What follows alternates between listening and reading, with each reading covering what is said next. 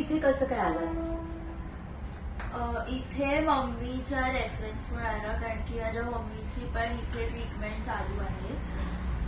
तिची पण आधी तिचा पण त्रास खूप सिव्हिअर होता, मग इथेच आल्यावरती एकदम व्यवस्थित झाली.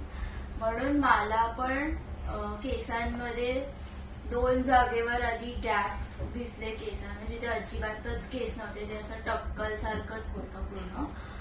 आणि हळूहळू 3ऱ्या जागी 4थ्या जागी असं व्हायला लागलं. बिकॉज मम्मीची ट्रीटमेंट इथे चालू होती, म्हणून तुमच्याकडे आलो आयुर्वेदिक ट्रीटमेंट स्टार्ट करायला.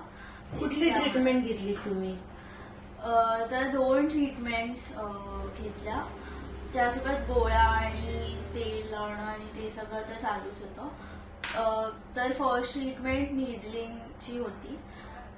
ती नीडलिंग ची थेरपी 15 दिवस तरी ऑल्टरनेट डेज चालू होतं. त्याच्यामध्येच कळत होतं की आता तिथून केस येणार आहेत, येत आहेत वगैरे, त्या 15 दिवसातच.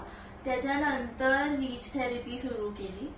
लीच थेरपीचा फर्स्ट सेशनच्या 2-3 डेज नंतरच तिथून हेअर्स यायला व्यवस्थित सुरू झाले हळूहळू. त्याच्यानंतर पण जेव्हा सेकंड सेशन झालं लीच थेरपीचं, ते सेशन झाल्यानंतर आज 15 ते 20 दिवस झाले. आता तिथून व्यवस्थित केस आलेत. आता तिथे अजिबात असं काही गॅप किंवा असं खूप, एक तर ते वाढलं पण नाही. जे 2 4 झालेले ते तसेच, आणि ते पूर्ण रिकवर झालं.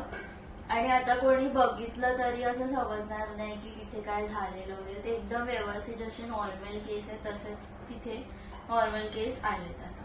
थँक्यू.